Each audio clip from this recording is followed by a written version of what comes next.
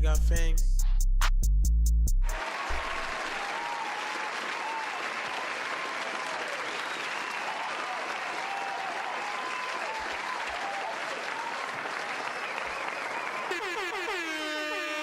I'm from the fucking Bay.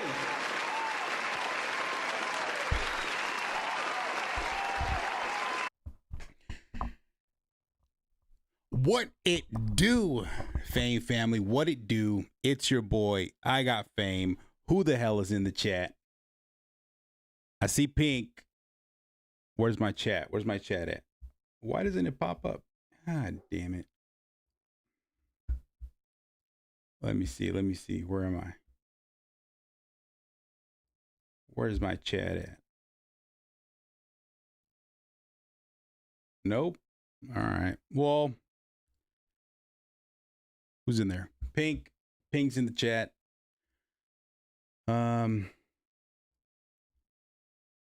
See, it doesn't always go as expected when we start, but I was gonna be on earlier, and I was just waiting for the homie Zoe to get off to jump on the live. So yeah, I'm gonna wait for the people to come on in, take a seat, relax a little. Let's see. Let's see.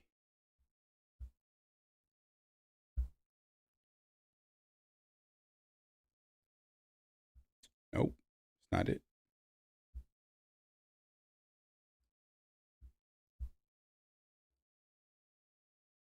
What it do? What it do? What it do, Miss Hummus? Welcome in. Welcome in. Well, I'm going to talk about the agenda right now, Pink.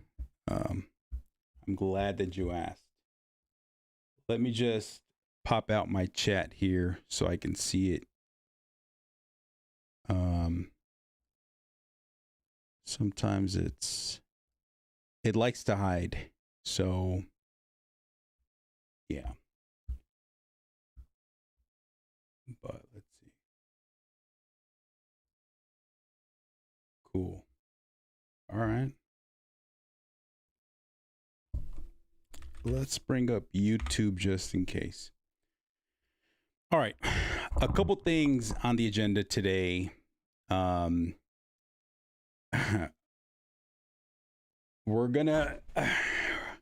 gonna touch a little bit on the DJ Act and Charlamagne topic. Not too much. I feel like everybody's doing this topic, and I just have a little bit of a theory on it. You guys know I get a little crazy with the theory sometimes. But I'm also gonna touch base on this Jay-Z the Jay-Z concert, or what I like to call the Jay-Z Renaissance. But before anything, I see people are trickling in here.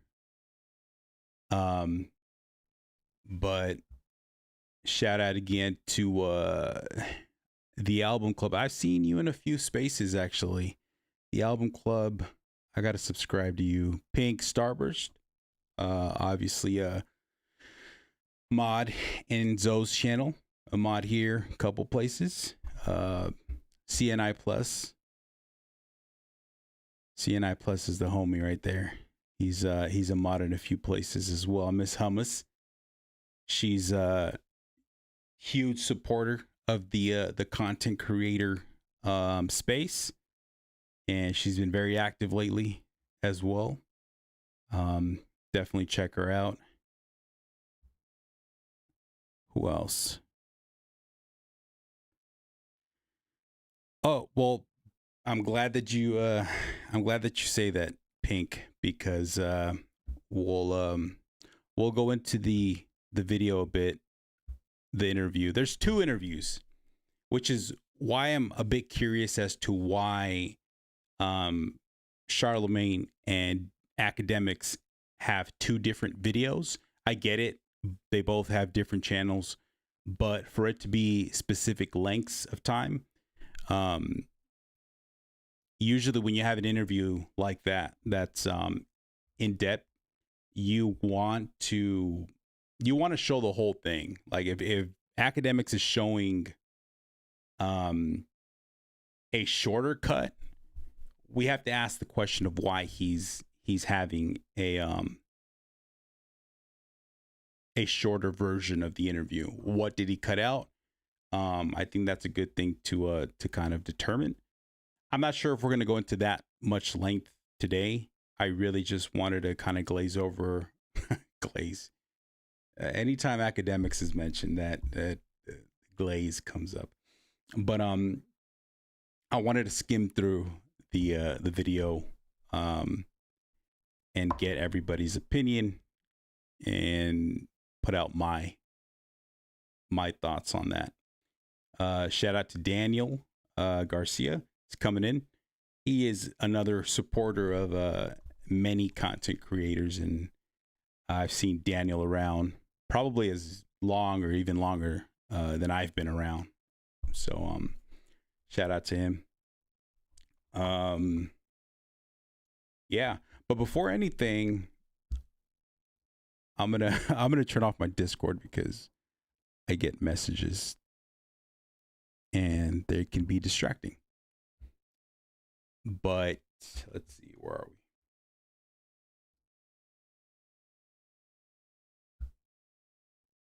All right, perfect. So before anything, I got to give out my gratitudes. So I got to give out my thanks to everybody that's been supporting my channel. Not only supporting my channel, but the content creator space.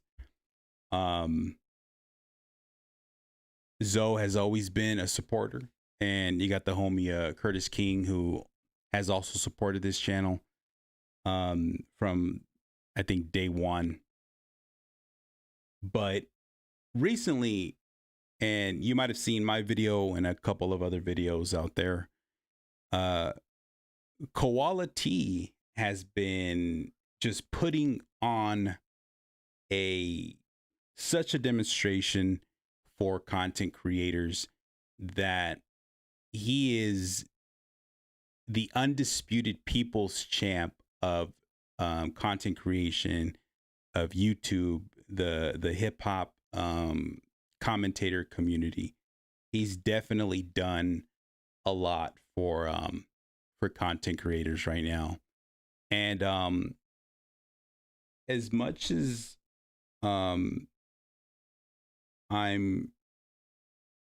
I'd refrain from really thanking the next individual that I'm going to thank. If it wasn't for his crash out, we probably wouldn't have the I guess the notoriety right now, or the content as well, that we're having. And that's one Loopy Fiasco. And that's right. I think we've changed his name, and he's now known as Loopy Fiasco. So shout out to Loopy, and some horns for Loopy. Shout out to Loopy. Yeah, he's done a lot to put the community, or give us content so that we can talk about him and his crash out. So so there's a lot of people out there hating on Loopy, and you know, you gotta stop and realize that he's been the catalyst of a lot of conversations, and some of it has been divisive. Unfortunately, with the situation that happened with the Culture United a few weeks ago. Has it been that long? Or maybe a week ago? I don't know. I lose track of time. But yeah, definitely it's been quite a time. And so again, lost track of my thought, but I really wanted to say thank you to everybody that's been supporting the videos, the community, Um, the subscriber numbers went up. The viewership has gone up almost overnight. So it's been really incredible, and it's really good to see people coming together. At times, some of these topics can be divisive, but I think it's important that we all understand that hip hop has always been about discussion and discourse. Not to make it divisive, but to have conversations. Now, without trying to sound like an old head here, it does seem kind of like a newer generation of individuals take it maybe a certain route where it's it goes past the conversation and having those discourses. But shout out to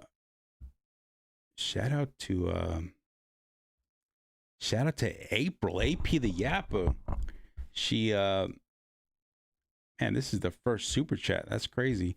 I gotta find out. So I gotta apologize in advance.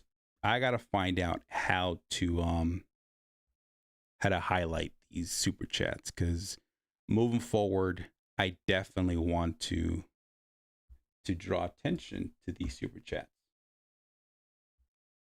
So again, bear with me. First stream that I have super chats enabled. So I'm gonna have to find out how to do this.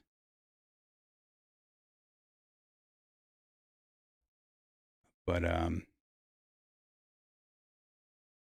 yeah, I appreciate y'all.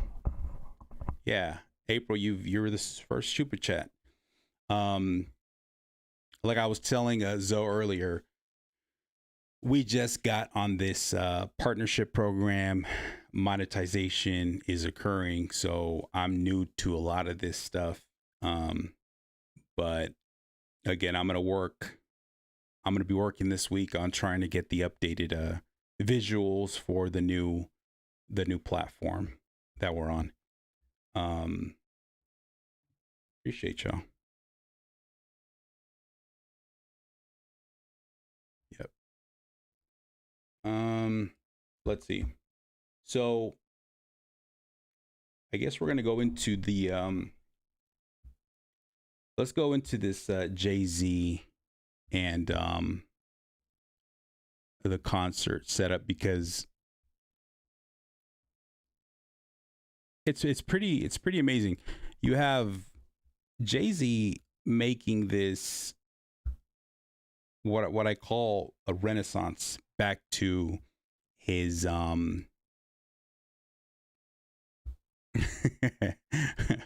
pink Starburst Pink Starburst just super chatted.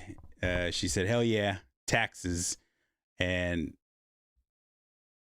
we discussed this yesterday in Big Zo's VC that once we get those super chats coming in, that I think YouTube waits for like the first $10 that you get towards you to send you your tax papers. So shout out to Pink. Shout out to Miss Hummus. She says, tits, homie. Go crazy, we outside. I appreciate you, Miss Hummus, with the 20 super chat. Tits, I almost read that wrong. Also, there's a couple of forewarnings before we continue that I have to give. I haven't always been a good public speaker. Actually, when I was younger, I suffered from like this weird stutter. And I had the most fear of stage, like this stage fright that I don't think I have it fully out of my system. So I think I used I used to use rap, and I used to be a ghostwriter. So I used to write raps, and that helped me kind of get myself out there. I would also do like poetry readings because I write poetry. But shout out to CNI, man. CNI with the $5 donation here. He said, got to pay the real. Got to pay the real fellas their severance. Yeah. All right. That's a throwback. That's a throwback. I appreciate you, CNI. We're going to definitely figure out how to highlight these super chats moving forward, because I want everybody to be highlighted. And shout out to Koala T. Oh my God. Koala T is in the chat with the 10. I appreciate you. He says, we outside. I don't know if you caught it, Koala, but I was just talking about how, I was actually kind of giving thanks to Lupe for the material that he gave us so that we can make this content creator this product. But a shout out to you for your amazing work with that stream that ended up being the interview, I would say interview of the year. It was hilarious. But shout out to you, Koala. Always a supporter of all the communities. We got Nessa Moon 2011 with the 10. Keep up the good work. I appreciate you. I appreciate everybody. That's awesome. Daniel, is Daniel next? Yep. Daniel with the super chat.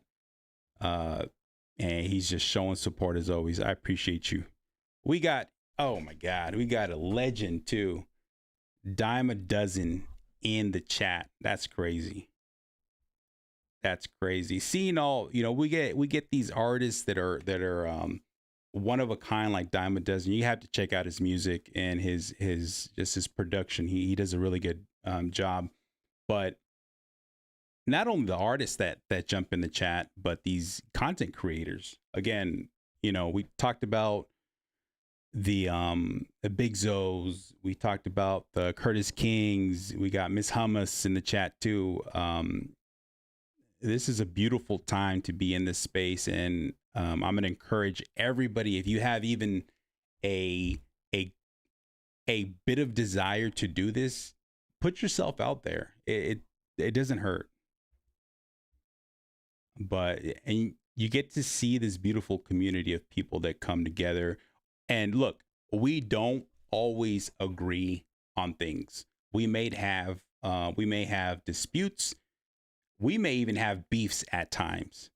But I think what's important is that we understand that we're all in kind of the same space, and we all have the same love for not only hip hop and rap, but ultimately for Black culture, Black and brown unity. And when we come together, we definitely are stronger. So I think that's something to really think about. But again, without sounding too preachy, I really appreciate everybody. But let's get into a bit of this concert, because I really just found out that Eminem was at this Jay-Z concert. So let me set this up here.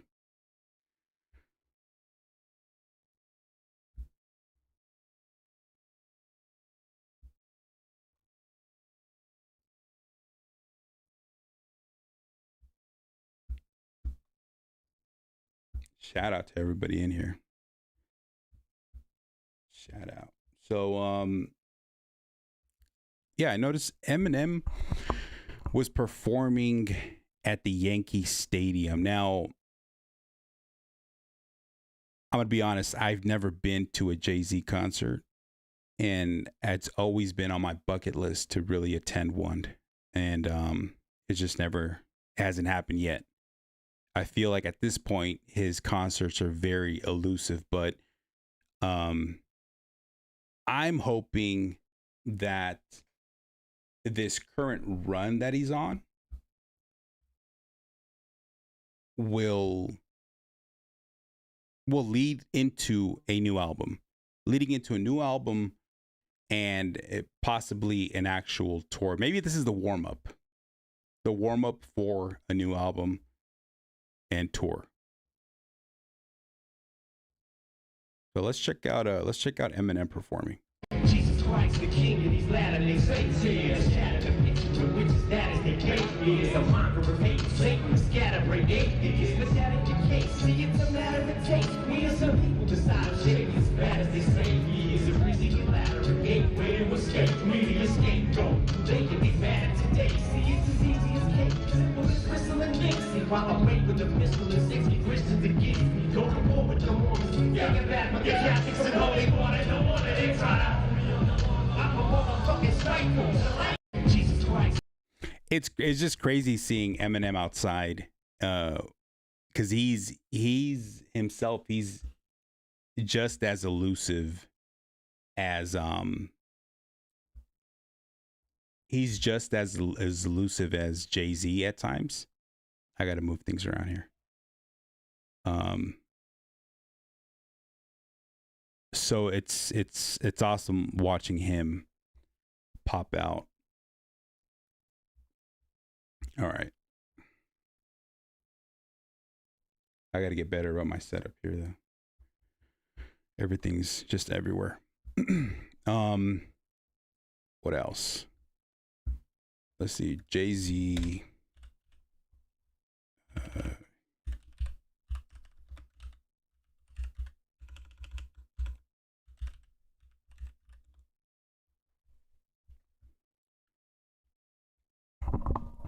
And who's excited? Who's excited about new Jay-Z music?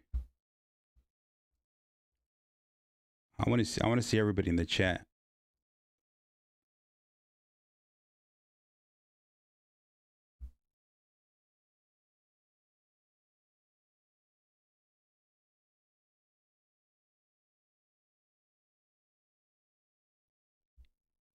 That's not relevant. Y'all doing over there.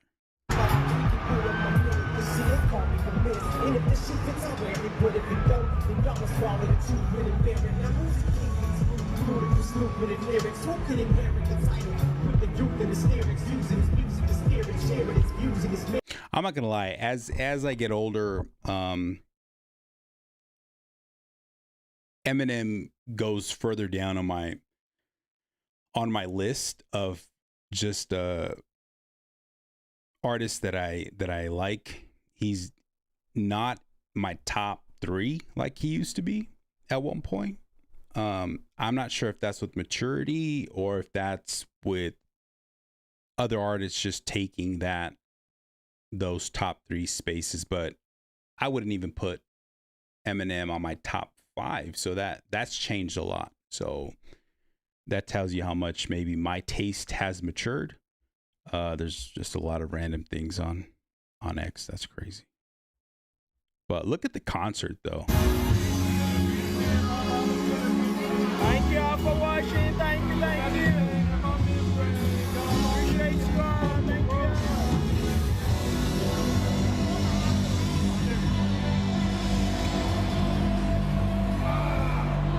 Thank you, everybody. Thank you for watching. Thank you for your time. Thank you for your support. Thank you for the gift. Thank you for the. See, this is crazy because I went to the GNX show in Vegas, and spitting image of people packed in this stadium. So, and you know who I'm not a fan of this person. I think we all know, a lot of us aren't a fan, but I really would like to see Drake attempt to do stadium tours. Because that's the true show of, are you really as impactful and relevant as you think you are? Being that he is a pop star, I think he may have the potential, because pop fans come in troves. But as a hip hop artist, there's not going to be. I mean, I highly doubt it. But again, I still want him to at least attempt to do a stadium tour. Let's see. Prove it. I agree. Drake can never. Shout out to Dime a Dozen too. He's gonna go live later, so we're definitely gonna. A lot of us are gonna tap in for that. What is the chat saying?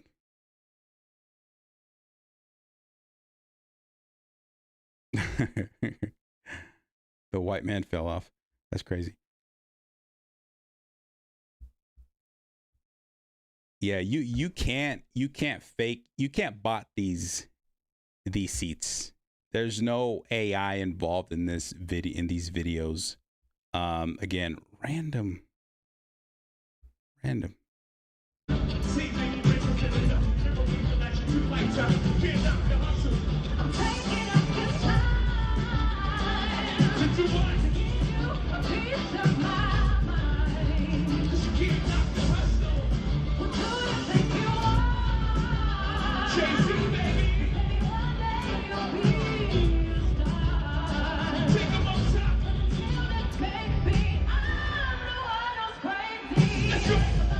All right.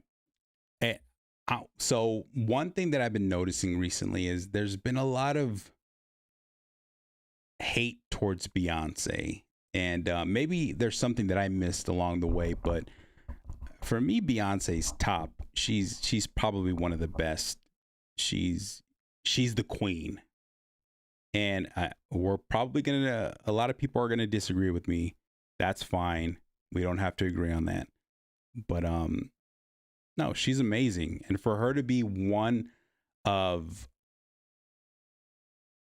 the features that are coming out for Jay is, it's amazing. It's just showing the guest lists for these concerts are on another level. But what is Pink Starboard? He has another concert tonight. Yeah, I think, is tonight the last concert? I think tonight's the last concert. Is it?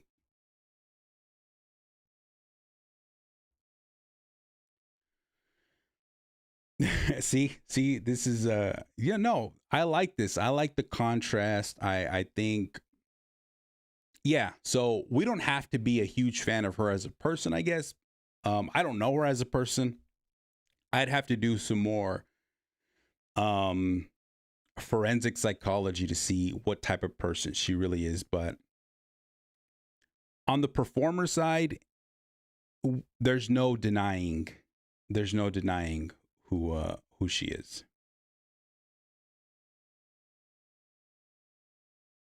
So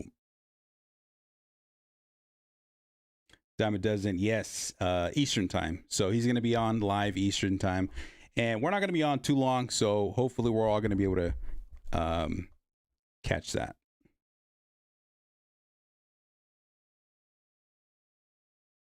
Yeah, but so other than Beyonce, there were other artists, and check this out. Got Slick Rick.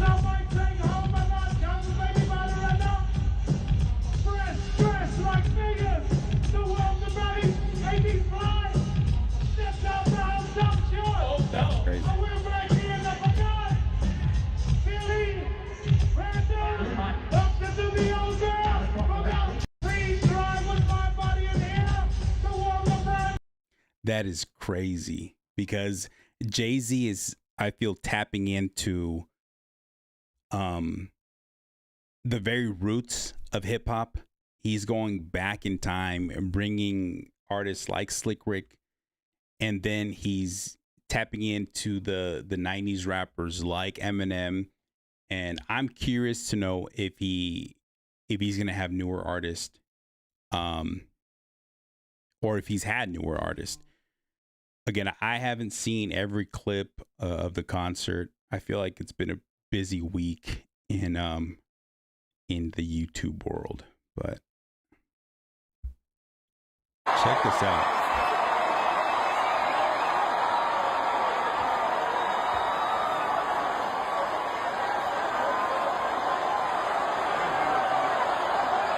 So it's out now. that we tried 30 years ago not only changed our lives, it made a generation of people that's from a certain section see themselves.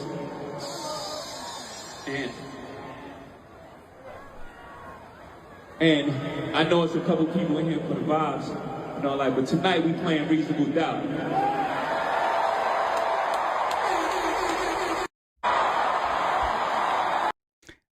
That's awesome. I think look at all the people though, and this isn't an arena. Keep this in mind. This is a stadium. This is a baseball stadium where the Yankees play. Now, if I'm comparing this to, let's say, E40 performing at, I'm not a Giants fan, but if he played at the Giants, San Francisco Giants Stadium, sold out stadium for 3 nights, I just feel, and this is, I think, even more, because Jay-Z doesn't just represent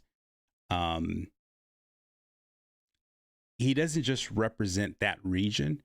Jay-Z, for the most part, does represent hip hop at its core. He was the, you know, after Pac and Biggie, he was kind of the person that was taking that torch and moving it forward.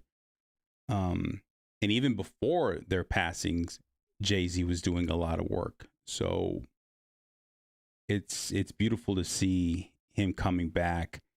I don't know how I feel about him cutting his hair, but psychologically, I understand that that's almost more of a cleansing yourself, and a lot of people are seeing it. And shout out to Pink Starburst again with the super chat. She says everybody's been on tour. Well, not everybody.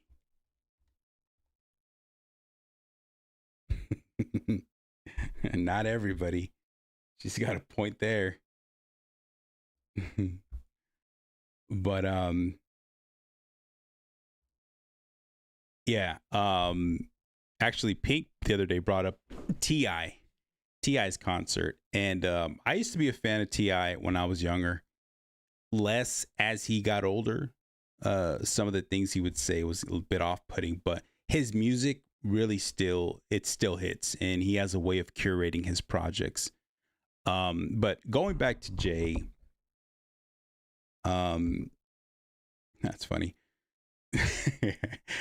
Look, I'm not gonna throw too much shade on E40, but I saw this earlier and I thought it was kind of funny. This person said, while Jay-Z had New York Yankee Stadium rocking, West Coast legend E40 was getting the crowd high feet at SeaWorld in San Diego. Not quite San Francisco Giants Stadium, but one thing that I know about E40 is that he's not going to turn most venues down. The first time I met E40 was at a and I still have video and pictures, but I met him when he did a concert at a nightclub, which I thought was weird because this is E40, but those small venues can be a lot more intimate than the big stadiums at times.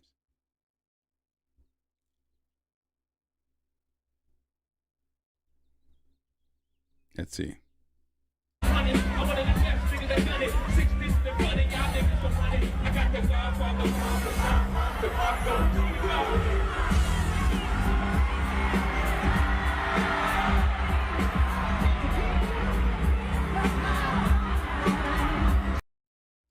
Not to criticize this, but I would have maybe built up the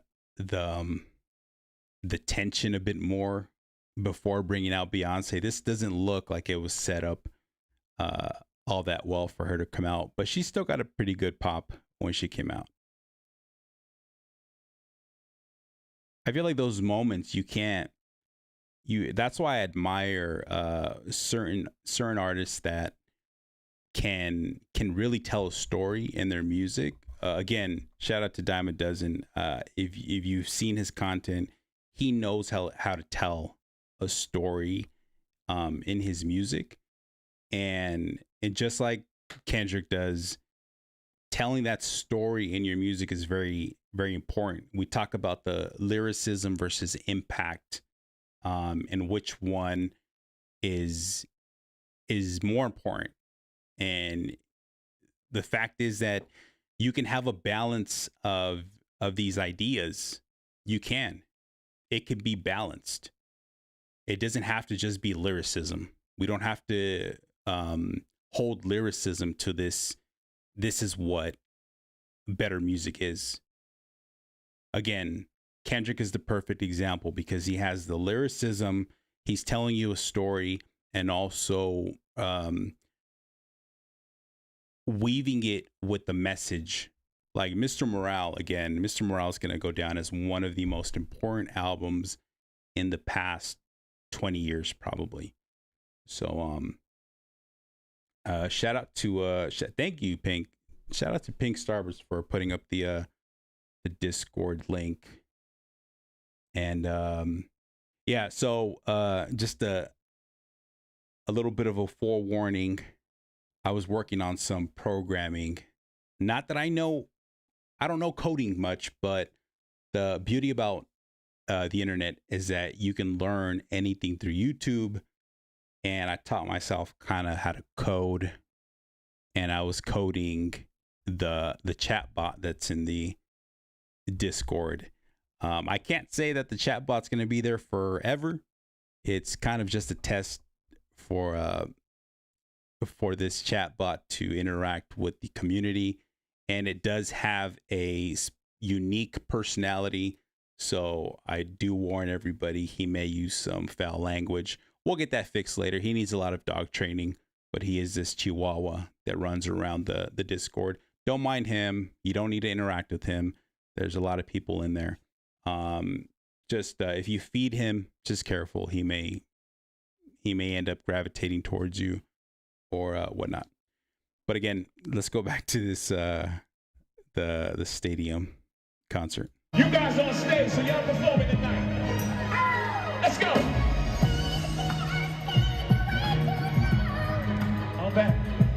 I'm back. Chico. Yeah.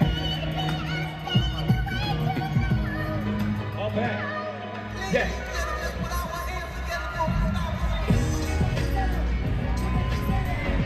Welcome, ladies and gentlemen, to the good part of the world, the Florida City. Oh. Hey. You could have been anywhere in the world. Join Yankee Stadium tonight. I appreciate that shit. Sing along. A to the Izzo, B to the Izzy. What you do, my niggas who used to dribble in NBA. What's happening in the home with a Izzo's one of my least favorite songs from Jay because it's a little too cartoony for me, a little too comical, but it's still a good song. Miss Thomas, yeah. Again, I apologize to anybody in the Discord that is put off by the Chihuahua. He can be a little too much sometimes, but again, we're gonna get him some training. We'll mellow him out. Now this one was I heard Alicia Keys made an appearance, so.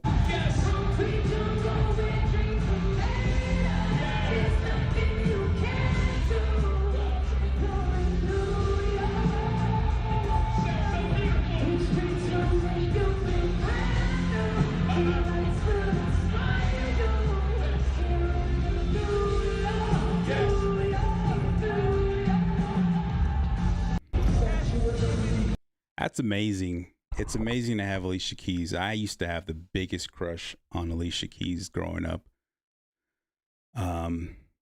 Took me years to shed that crush until she got married. But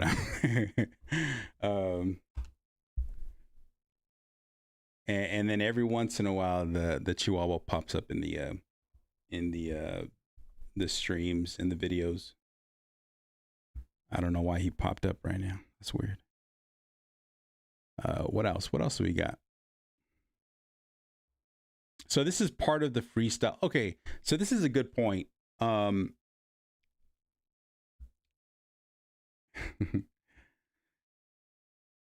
address that in a little bit, April. But this is a good point that Jay-Z made in his the new freestyle that he did during the concert. And let's listen.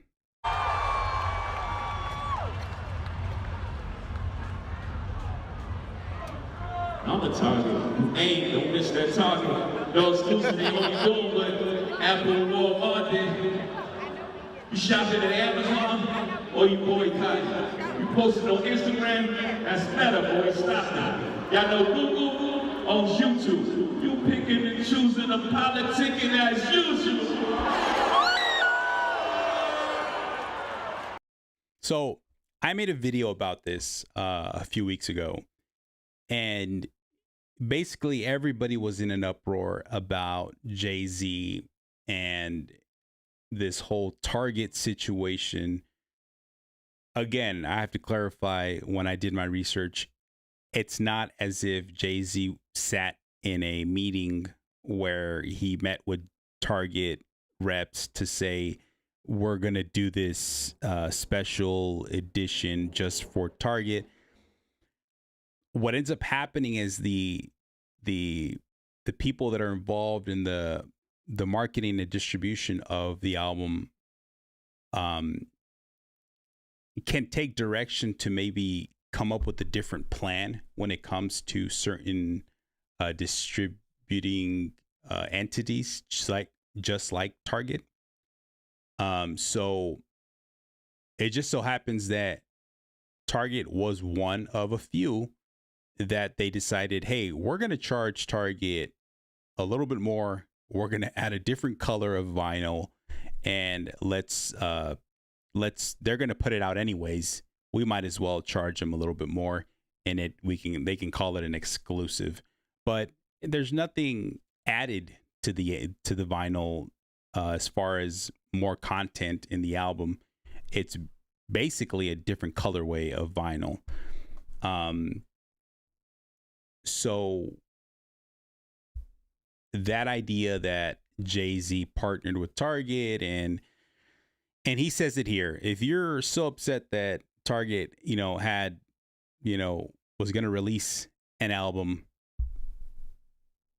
do y'all still shop at Amazon? Do y'all shop at Walmart? And I made the point in my video to say that although I stopped shopping at Target, I feel like I was even just as big of a hypocrite because I still shop at Walmart almost as necessity. We have no other store around for us to really go grocery shopping. So we're almost forced to make those decisions. Now, does that make me a bad person? I don't think so. I think I try to navigate life through the best possible intent. Did I intentionally not shop at Target, or still don't? Yeah, I don't. I think we're all navigating the world trying to do the best that we can. I'm not going to sit here and criticize somebody that has to shop at Target or has to shop at Walmart.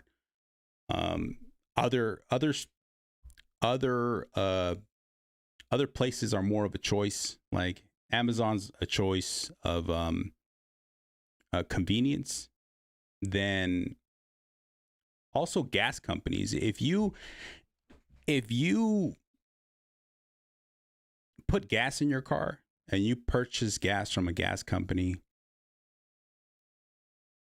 you're also a part of contributing to these companies that are anti-DEI.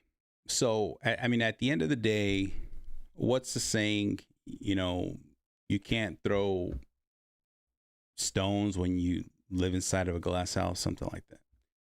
But I try not to hold people to that. standard of where they're shopping. Now, if it's more granular, like choosing to support Trump versus some, I don't know, Gavin Newsom, as much as I'm vocal about Gavin Newsom at times, I would not support Trump for 1 second. Watch my live get cut off right now.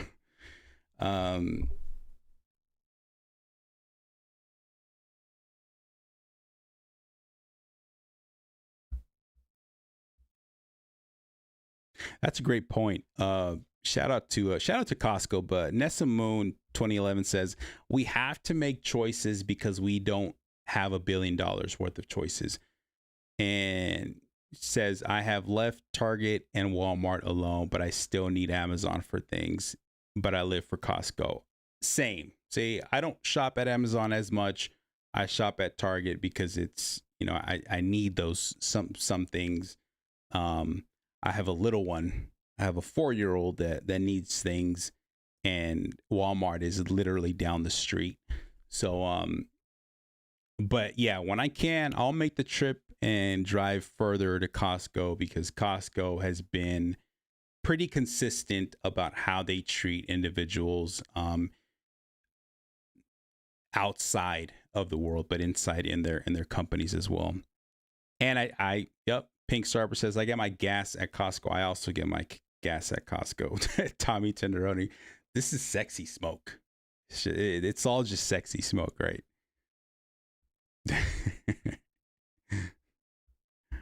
Let's see. Damn, I gotta fix this chat thing too. It gets all cluttered. Yeah, and how they treat their employees is very important. Pink Starbucks makes a great point. And the gas prices are pretty good. Although I've never been an EV person, but I think my next vehicle has to be an EV because these gas prices, like the way this the Cheeto Man is doing things, like he's just making it harder for us to own gas powered vehicles. Yeah. Let's see, what else do they have? They had, Lose Yourself. Eminem performed Lose Yourself.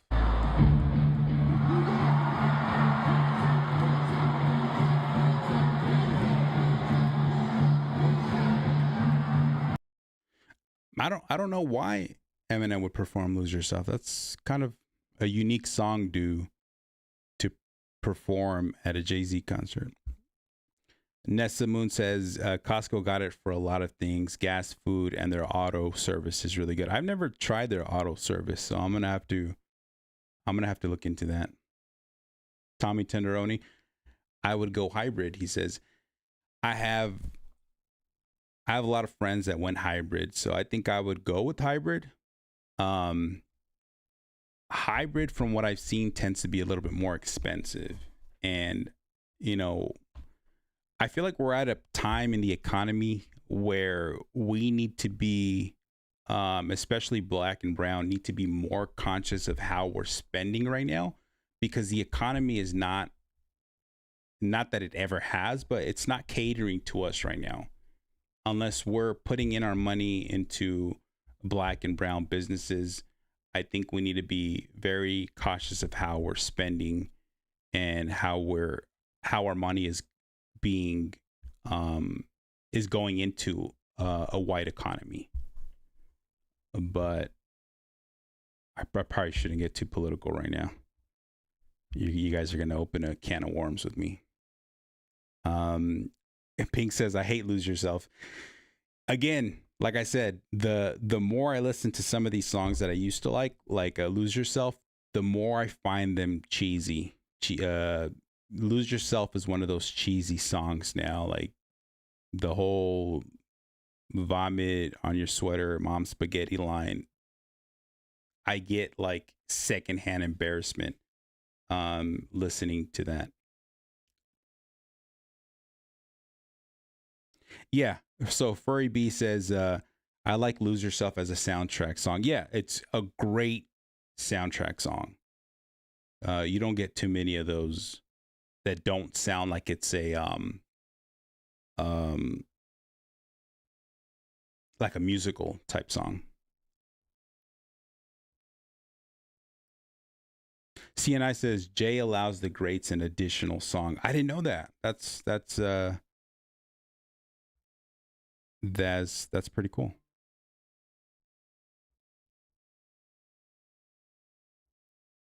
Again, who else was at this concert? Yeah. That's right. Ooh, Pharrell. My joint man. Southeast today's the night. This should be rolling with Jason. Man, big boy smoking that la la la. Big boy smoking that la la la. That two track smoke like la la la. It's the rock baby sing I love the vibe. Everybody get up. You should miss that shit. You should come hang with me. Basically. Come on, skip all the singing. Let's get right tonight. Come on. Okay. Oh, nah. Yeah. That's right. All right. Damn, these features are. That's crazy. Okay. And I can blame my environment, but ain't no reason why I be buying expensive chains. Hope you don't think fusion something. Because your fusion's biggest, how was in the game? And if you do, how would you explain? I'm 30 years removed and the vibe is in my veins. I got a hustler spirit. Prayer. Check out my hat, yo. Peace the way I wear. Check out my swag, yo. I'm like a ball player.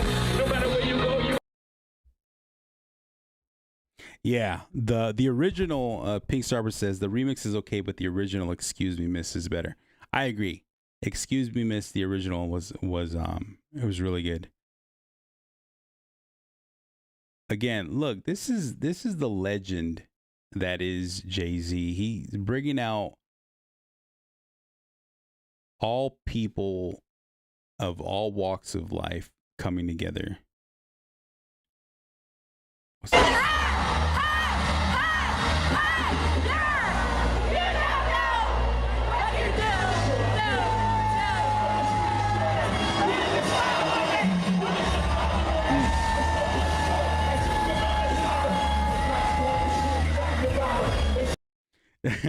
Tommy Teneroni says, I can hear Jay has to get his win back up.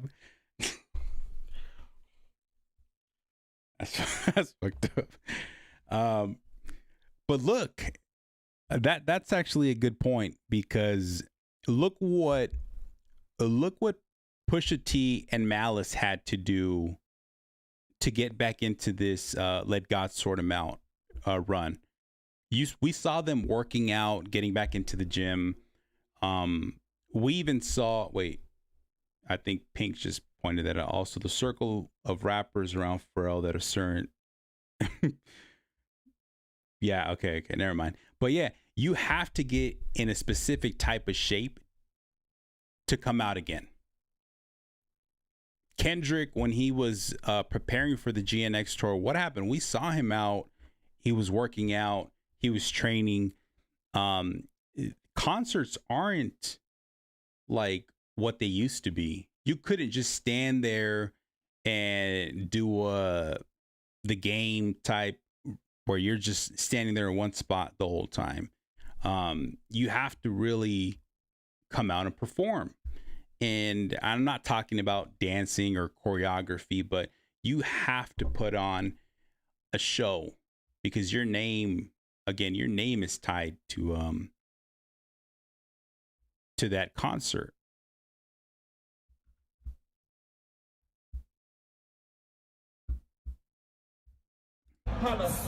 There's a different angle.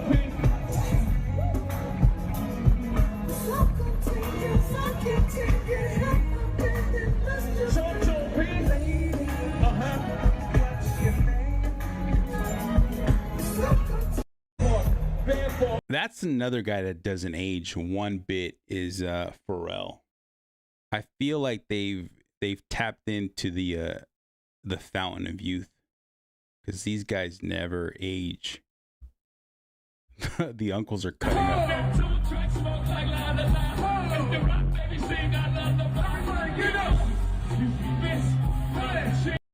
So it's funny the uncles are cutting up, but what does that tell you when the unks are at the concert moving a crowd better than the younger generation? And not that the younger generation doesn't have the potential. I mean, we see the NBA young boys really bringing a crowd out, but are they really doing the showmanship that the greats like Jay, Pharrell, Clips are known to bring out that energy? King Black Power says maturity wins. And yeah, because maturity, what ends up happening is that you can channel that maturity and you can really use that trained energy to tell a better story during your concert. I was hoping to see Nas, a clip of Nas. These are great. I mean, the fans are taking great. So naturally, next is me, and what perplexes me, I know how this movie ends, still I play. The star rolling, hold me those way. It's just a life, I solemnly swear. Change my approach, stop shade and coat. Stay away from hoes, put down the toast, cause I be doing the most. Yankee Stadium! Oh, no. Every time I felt bad was that, they call me right back. They call me right back. That's nice. And as always, there's drama at a concert. Jay-Z fans.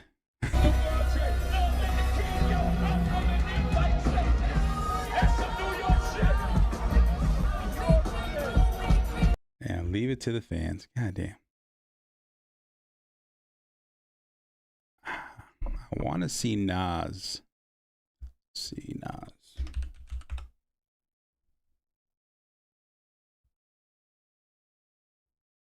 There we go.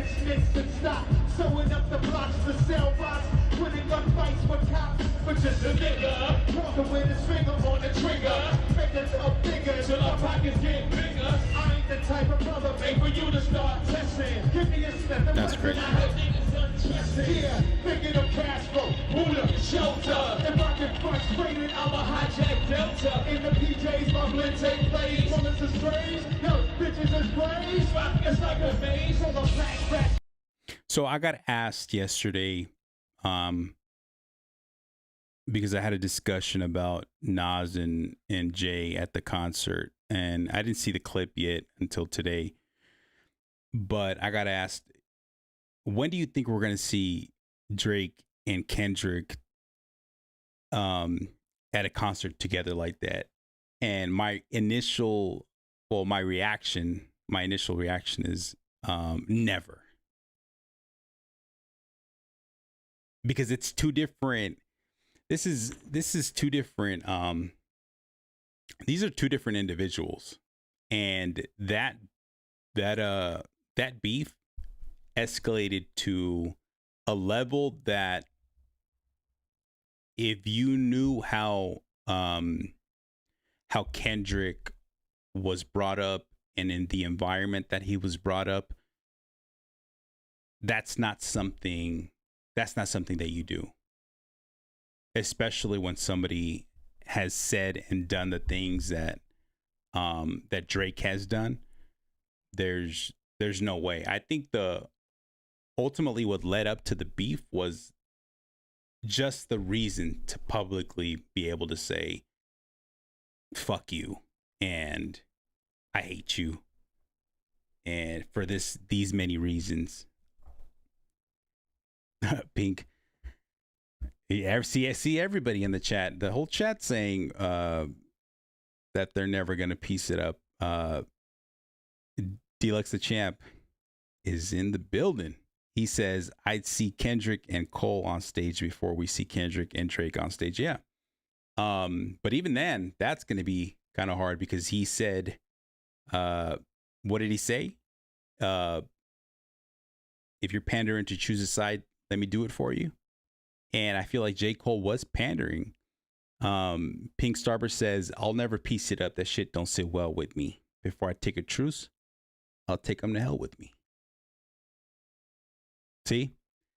And just like Kendrick was telling us on GNX, there's no hiding it. There was no double entendres. Listen to what he's saying. That's what he means.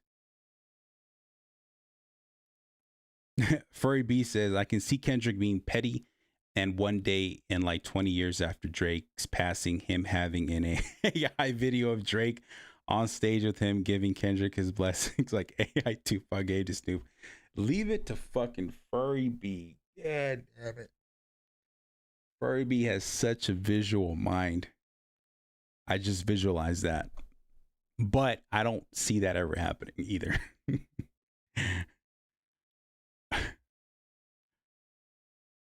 Deluxe says Cole was definitely pandering with the Iceman glaze during the interviews in hopes he didn't get dissed by Al Ring. I mean, but what type of diss could Drake really do to hurt somebody, even somebody like J. Cole? I don't think there's anything. Even J. Cole is on a different caliber of a rapper than Drake. So, but that right there is the Jay-Z stadium show. And again, like Pink Starburst mentioned, we believe tonight is tonight the last one? Here, let me look it up. Let me do some research.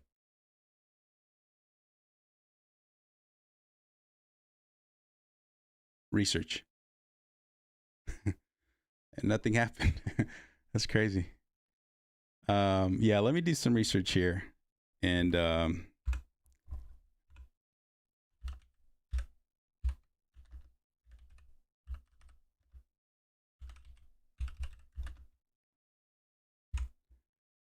Jay-Z Yankee Stadium. Okay. So tonight, July 12th, his final show of the run takes place tonight, following a record-breaking performances on July 10th and 11th.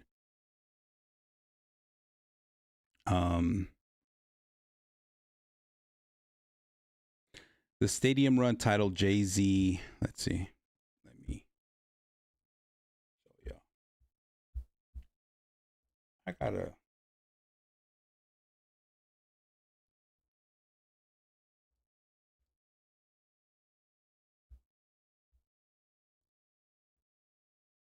Let me.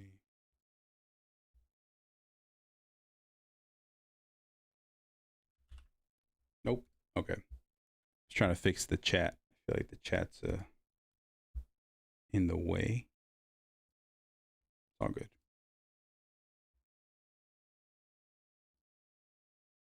Okay.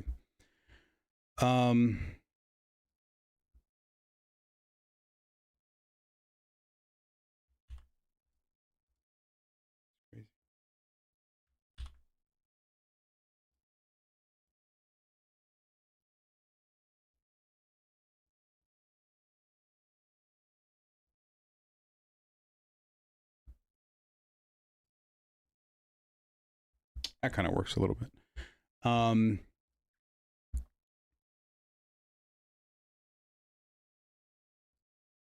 Yeah, but the attendance record, Saturday Night Show, July 11th, set the record for the most tickets ever sold for a concert at Yankee Stadium with 45,832, breaking the record he set just 24 hours prior. So Jay-Z broke his own fucking record. Crazy. From one night to the next. Shout out to Judy S7807. Judy is another one of those mods that is in a couple different channels, and she's amazing, always showing support to the community. Shout out to you, Judy. Good to see you.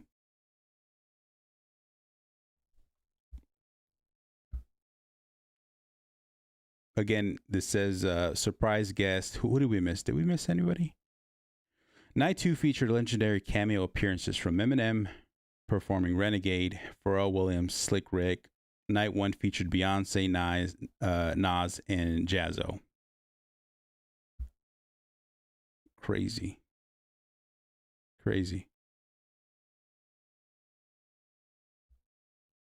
And yeah, let's see.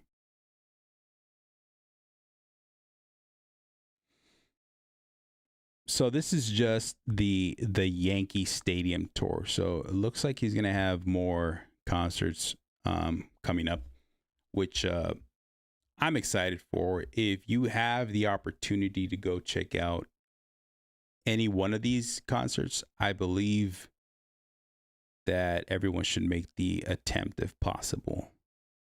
I've been on a concert run recently, and I definitely want to go check out Jay. One of the last concerts that I went to, well, I went to the Baby Keem concert. But before then, I went to go see Jid and Samarison, which was amazing. Samarison is just, not only is she a beautiful artist, but she's so talented. Let's see. You know what? Let's see.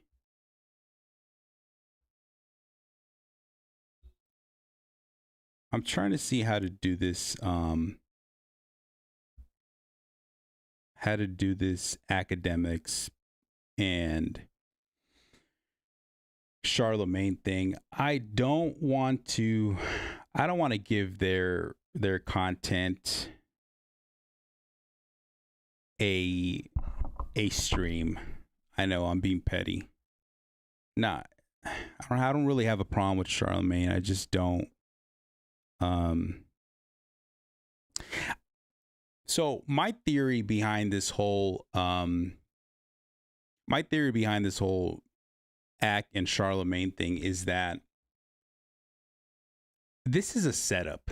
Like this whole, I mean, I feel like it backfired on Akademiks, but I really do feel like this is a setup. And if anybody in the chat thinks otherwise, please let me know, because I almost feel as if this drama was planned. The only thing that wasn't planned was how Akademiks responded during that interview. And again, we're gonna take a look at this, but I wanna do this a little differently. You know what? Jay Nolan is the first video that pops up for me. I haven't seen it. It's 49 minutes long. We probably won't watch the whole thing because I want people to maybe go watch his video. But let's skim his video so that we can at least give him let's give Jay Nolan the view on this.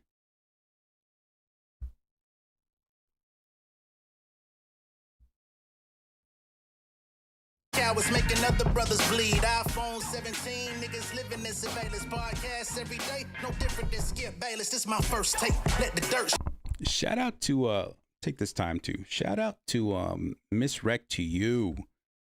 Miss Rec to you. I've known Miss Rec to you for a while now. We've been in Curtis King's channel as mods. She is another amazing supporter of all these channels. A very nice individual. Wonderful, just like every one of you. Very wonderful. Yeah, it's good to see everybody coming together. Tommy again.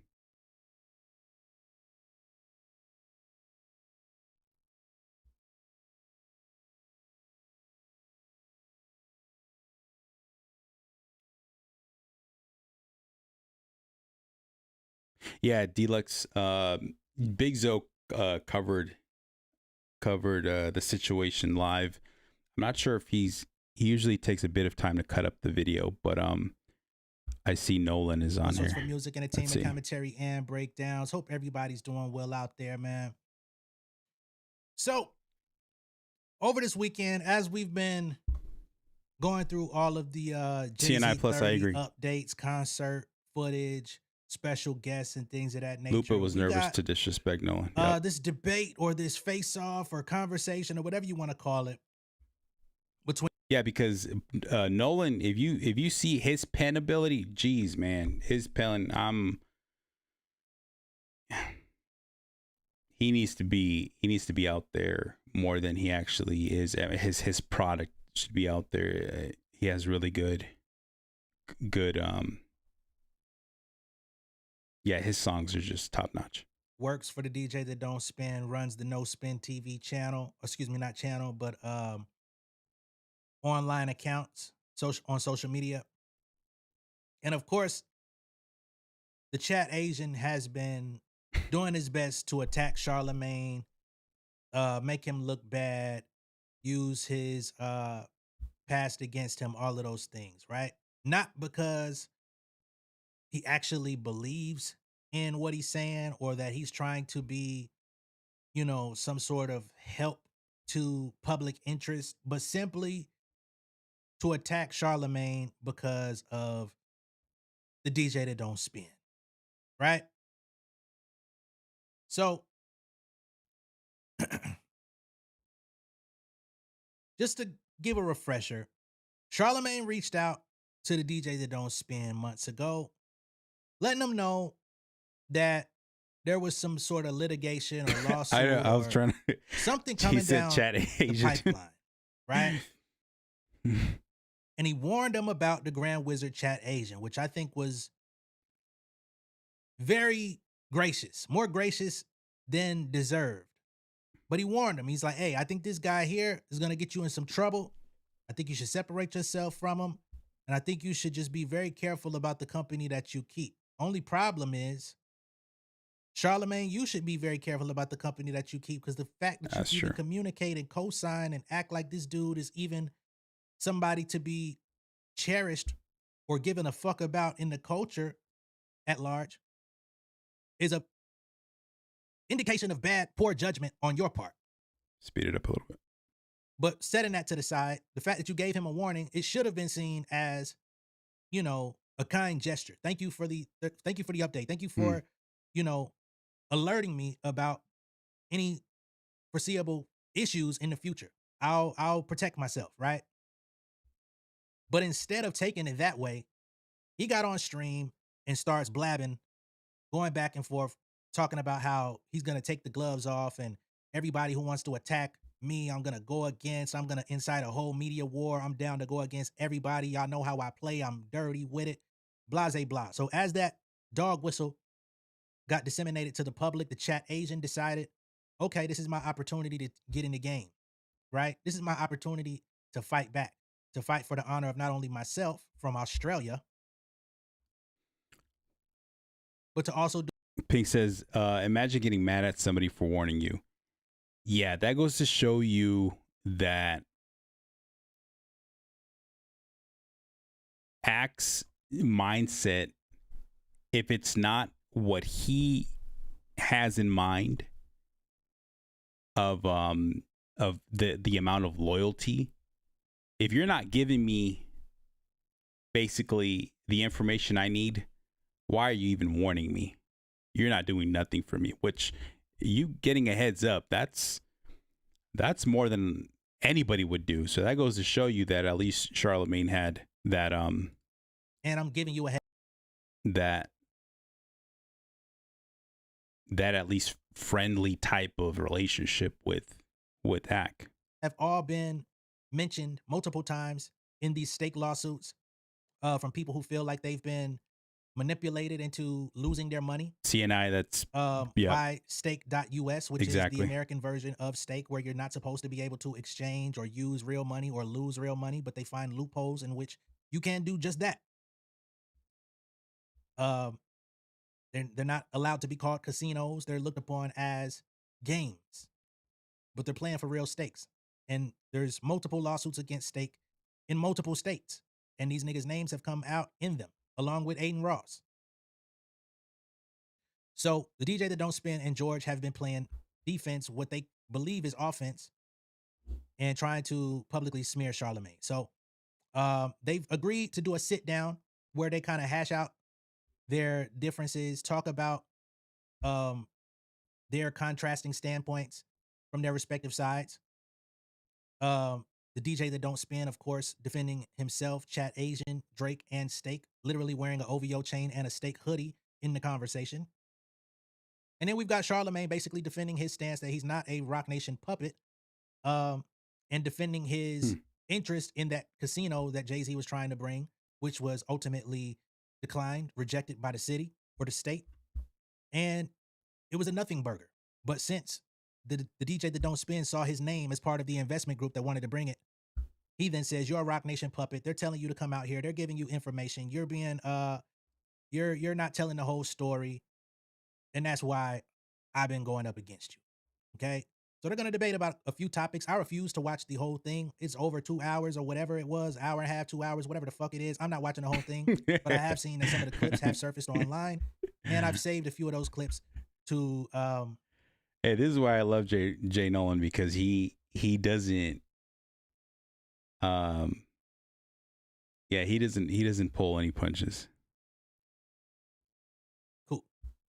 So before we get into this whole back and forth, they end up speaking about the Drake and Kendrick thing that's been, of course, stuck in hip hop lexicon for the last couple of years. It doesn't seem to be going anywhere, but the fervor around it, in my eyes, does seem to be going down. It's just certain people that keep trying to keep it alive, and we already know what that motivation is. But here, it says, Charlamagne says hip hop media became too emotionally invested in Drake versus Kendrick. I 1000% agree.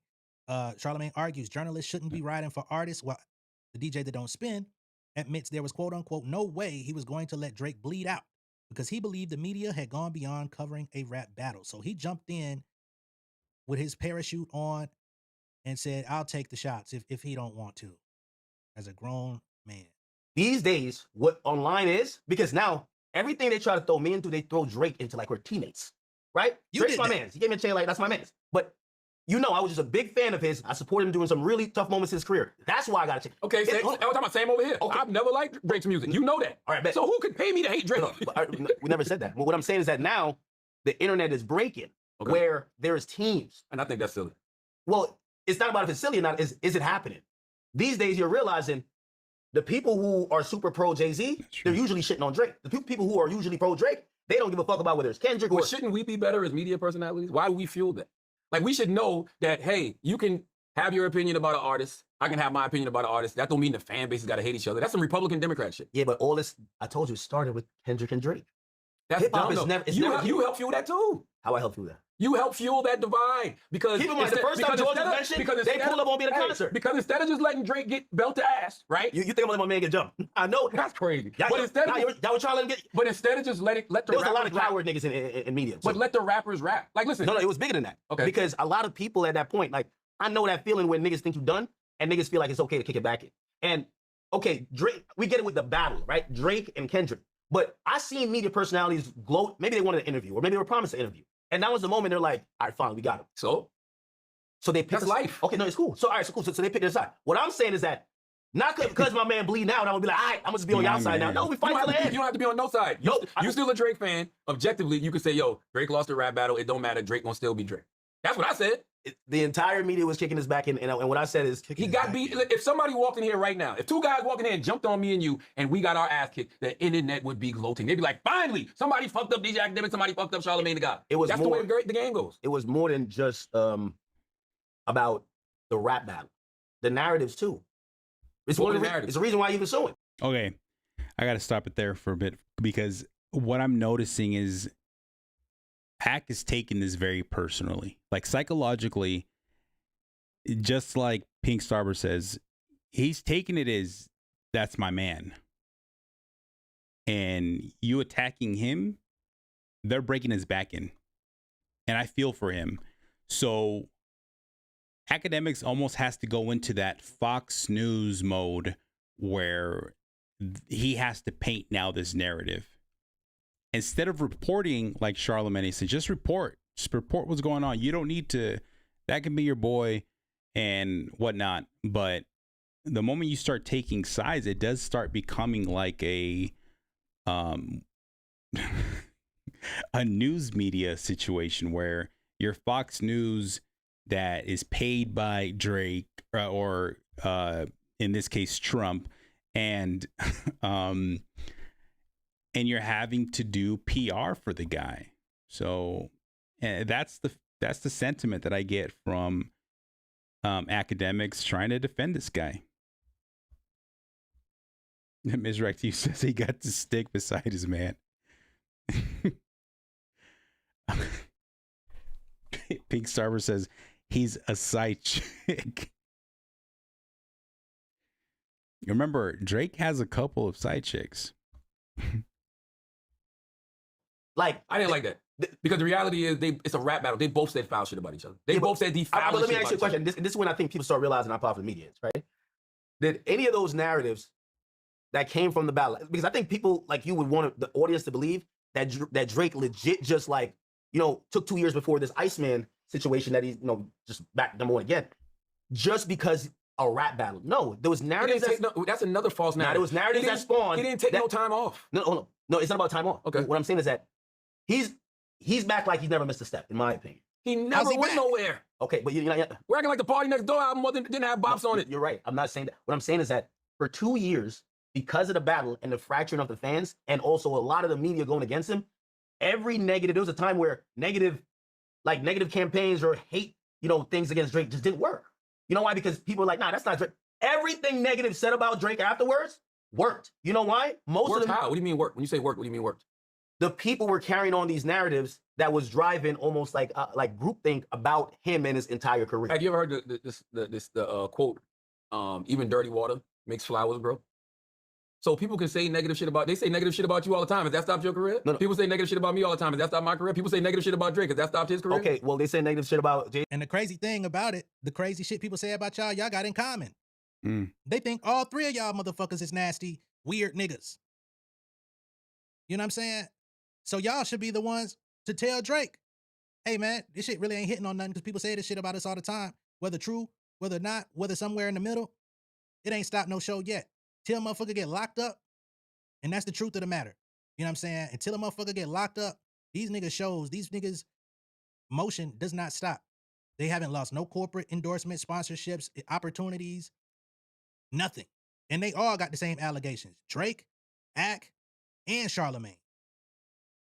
That's the truth of the matter that continues to get overlooked. But Drake want to sue the label, put Kendrick's shit all up in it. What did it do? You tarnished your own remnants or whatever you had, you know what I mean? Because nobody really gave a fuck about it. Yeah, there was people that ran with it. There's people that believe it. There's people that feel like there is evidence, you know what I'm saying, of weird behavior. But at the same time, when you feed into it and then you magnify all the things being said about you, it only puts it on a bigger screen, a bigger megaphone. You ultimately embarrass yourself even further. But this nigga don't want to acknowledge that. We're going to keep this shit moving. We're going to get to the other fuck shit. So here we have, what is this? We have Charlamagne calling out homeboy over his coverage of the allegations surrounding Drake's camp. Charlamagne argues Ak can't repeatedly dismiss the lawsuits as bullshit without also addressing the claims that Drake associate George Grand Wizard Chat Asian helped inflate streams through coordinated streaming schemes. Okay? DJ That Don't Spin fires back saying he doesn't believe Drake is involved and insists people are trying to tie him to allegations without evidence. He's the main one promoting this shit daily. That nigga was just out here. Didn't he just come out here and say he won $30 million on fucking stake knowing he ain't put no real money up the other day? Did I not see that? I didn't cover it, but I damn sure know I saw it. But he ain't got nothing to do with nothing. What they got going on. You can be using these clippers to push your narratives. You can be using these clippers to promote your songs, but these clippers might also be involved in some other shit. No, I'm not. No. Charlotte, what I'm saying to you, everything you're reading that this guy is writing that came from these civil suits, I want to address it. It is false. Like, do you think? So you're asking? Do I think Drake would be doing this? Drake is not doing it. Okay. Republic Records, which is his label, ain't doing it. That's a lie. Republic Records is botting Drake's music through stake. Because that's what I don't know. I'm saying, you said it was a good article. When it comes to using the clippers to push narratives, Okay. and make yourself look larger than life. Okay, so we're going off the article that you say your man Dalton did, right? And I'm saying that he's he mentioned a bunch of different things Clippers are doing, not just the live streaming. But let's talk about the illegal ones because I just mentioned legal ones. The future shit's legal. Okay. That's legal. You're saying, well, what about this illegal stuff? Okay, so let's talk about what could be illegal, right? Yes, theoretically, it could be illegal if there is money being transferred, sent back and forth through countries, Especially if it's crypto. streams. Especially if it's crypto. Yeah, but crypto is not a crime. Is having crypto? Do you have cryptocurrency? No. If you're not reporting, that's why you think that. Shout out to Crown XK. Good to see you in the chat. Thank you for joining the stream today. The article in the age.com, Australia, with the ones that said they put the investigators on them, the one that said with no new info. But it don't matter if it's new or not. The thing I be wanting to know is how come you're not having these. CNI Plus says, real talk, looks like Aubrey basically got Ack looped into some BS, and he might be either a pawn or somebody who will eventually be their downfall. Look at the shirt that he's wearing. He's got that steak representative shirt there. They're all in cahoots in this shit. Like, they're all in bed with each other figuratively and maybe literally. Laundering his earnings or whatever through a online gambling casino to get his streams inflated. Does that even sound right? No, but I think George might be. I think George might be involved in doing that. So why the hell would George? So now the allegation that Drake is doing it. Okay, so we're getting Drake out of the way. All right, bet. So Drake's out of the way. Why would George do it? For money. So who would he be doing it for? I have no idea. If he's doing it for, he's not. Is he a musician? No, but it could be a musician paying him. Who do you think is paying? You're saying that there's things here, but now we're assuming a crime. I ain't assuming nothing. I'm just reading the article, giving you information. But when we're talking about what's there, you don't even have anything you could like properly fall back on and say. I just read you everything. These people. This the is main accusation. You just agreed with me that you don't believe Drake is doing that. Well, let me say this. So give me another accusation. No. Let me say this. It's hard for me to think Drake would do that. That's honestly how I feel. Wait, what? It's hard for me to. Charlotte's a media legend, man. It's hard for me to think that Drake would do that because why would he have to? He's not. But that doesn't mean he's not. And I'm not accusing him of anything. I'm just telling you what these allegations are saying. And I'm telling you that your boy George is in the middle of all of these allegations. And I really hate this conversation. I'm not gonna lie to y'all. Because what we see here is this is like. Shout out to Queen Bee 8808, another supporter of this community. Thank you so much for joining us. As you can see, we're watching Jay Nolan commentate on the Ack versus Charlamagne situationship. Having to even admit anything or see things sensibly. It is painful to watch this, right? And then he tries to tell Charlamagne what he's doing or what he's saying. Charlamagne centers it and says, no, I said this, right? And the facts are the facts. And I can only say facts as far as what's being alleged, right? So the facts are that there's lawsuits out there indicating Drake, Steak, Aiden Ross, and George Chat Asian, right? For fraud and all types of crazy shit, right? They're saying that they're funneling money into to George's crypto accounts to run botting campaigns on Drake music. I don't know, right? But the facts are that those lawsuits exist. DJ That Don't Spin is trying to act like, oh, we shouldn't even be talking about this because it's bullshit. But we don't know what's bullshit and what's not. That's why there's a such thing as investigations. And he's basically mad at Charlamagne for shedding light on the fact that it exists, even though the paperwork has already been out there before Charlamagne ever acknowledged any of it or called him about it. We have been covering this stuff. Multiple people have been out here covering. We've been talking about this stuff. Publications have been talking about this stuff. So to come out with a vendetta against Charlamagne, who tried to give you a warning and a heads up for you to get ahead of some shit, which he shouldn't have, is asinine. And ends up just feeling like this all is a setup for content. So here we have another clip that says, can anybody explain why DJ That Don't Spin can't answer this question directly? Charlamagne asked him, who is the name on all the lawsuits because they are the ones responsible, not Roc Nation. But for some odd reason, he refuses to answer the question. Have his face out there and address. Also, the pictures that Roc Nation's people took, got his whole ad, like you literally see his house. Let me ask you a question. When Grand Wizard gets served, because that's the other thing I'll be wondering. When he gets served, who are the lawsuits coming from? Because when y'all are pointing fingers at all of these different people, those names on those lawsuits should be the people y'all pointing at. Are those people from Roc Nation? Yeah, but it don't work like that.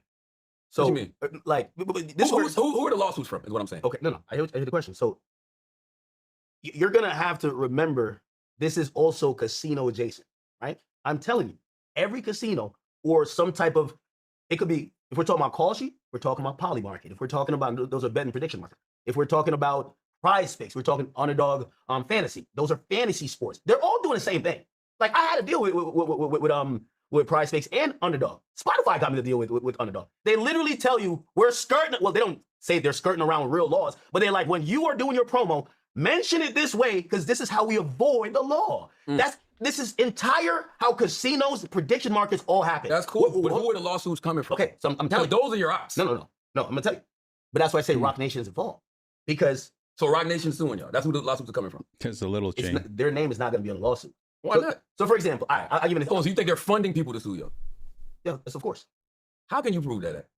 I'm asking. I don't know. Okay, show me. Have you read these lawsuits? No. These lawsuits are claiming these people said they don't have no money. Yet their lawyers are going up against stakes lawyers. Who do you think is funny? A broke motherfucker claiming they're suing $1 billion casino. Well, it's just a civil suit. You don't need no money to file a civil suit. There's a million motions, Charlamagne. You don't need any money to file a civil suit. Charlamagne, have you ever? I can file a civil suit right now with no lawyer. You've been in civil suits, right? 100%. And that's how I know people. Plenty of broke people can sue you. Let me ask you a question. Stupidest question of the day. Wasn't the lady in Alabama who accused Jay-Z of doing terrible things to her? Wasn't she broke too? Yeah, civil suit too. Who funded that? Drake. Tony Busby is a whole fucking legal empire in Texas. He didn't need that fucking money from her because his goal was to make more money off of her than she could have ever paid him up front. As a matter of fact, there's multiple lawsuits against Tony Busby for doing the very same thing to multiple people, winning the cases, taking their money, and never dispersing their winnings to the actual victims of whatever it was. And now he's getting his ass sued for stealing. Here, I'm going to pause that for a second. This is the same reason why Trump says he loves uneducated people. And I think Drake also Drake likes uneducated people because look at Akademiks. Look at the same mentality that there's no sense. You don't have to do that much research to know that what you're saying is bullshit.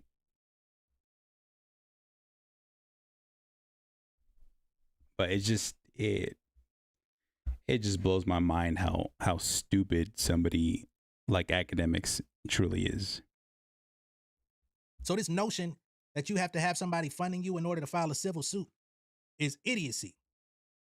Especially if the attorneys see the upside and, okay, this is a large enough case. This is something that's going to be substantial enough to where we can sustain whatever the financial investment is going to be because we stand to gain so much more. These are class action lawsuits.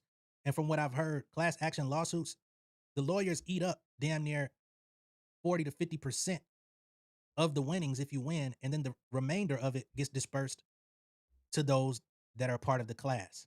So yeah, there's big money in that. And these people can't afford to do it on their own. This shit ain't nothing new. This shit been going on forever. Stupid ass questions. So getting off the fuck shit for a moment, we also got this segment here. And shout out to Three Letter Man. He says, Ak is so corny at times, and I'm noticing he leaves out stuff in his stories. So in this piece here, they get into a conversation that Charlamagne had with the DJ That Don't Spin back during the Everyday Struggle era, right? And basically, because the DJ That Don't Spin has come out on the internet and said, Charlamagne told me to walk off set at the during Everyday Struggle. He wanted to trick me out my spot. He wanted to get me off the air and try to act like he cared about me or something to that effect, right? So here they get into the actual conversation that happened where Charlamagne said, if people are not going to respect you on set and protect you on set, then maybe you should leave. You know what I'm saying? Not the same as you need to walk off set and do your own thing and go be Beyoncé. So this is where Three Letter Man is saying, okay, homeboy be leaving shit out of his stories. He always positions himself as the victim or as, you know, he just puts himself in a position where someone's always against him. And then he'll remove the parts of the story where somebody was actually looking out so that he can come entertain his viewers.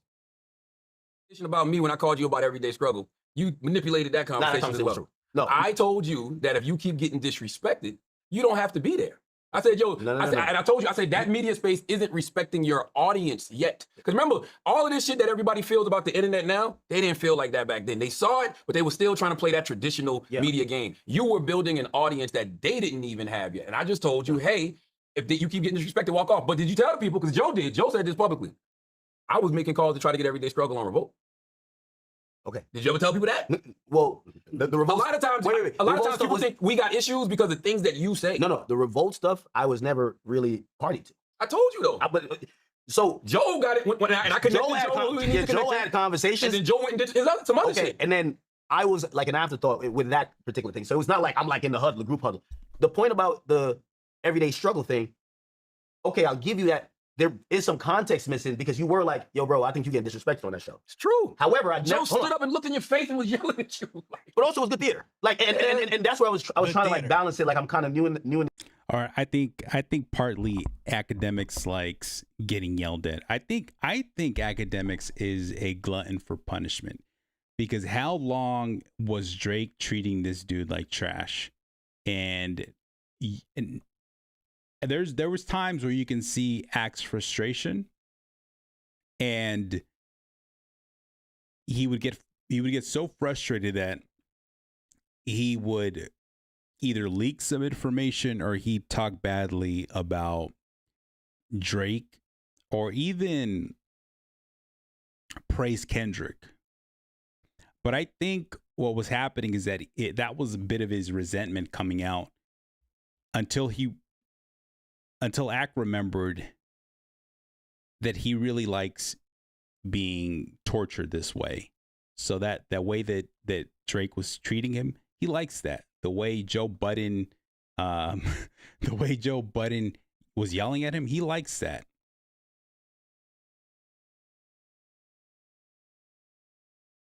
There's a name for individuals like this that love to be treated like shit. And that's Mr. Livingston here.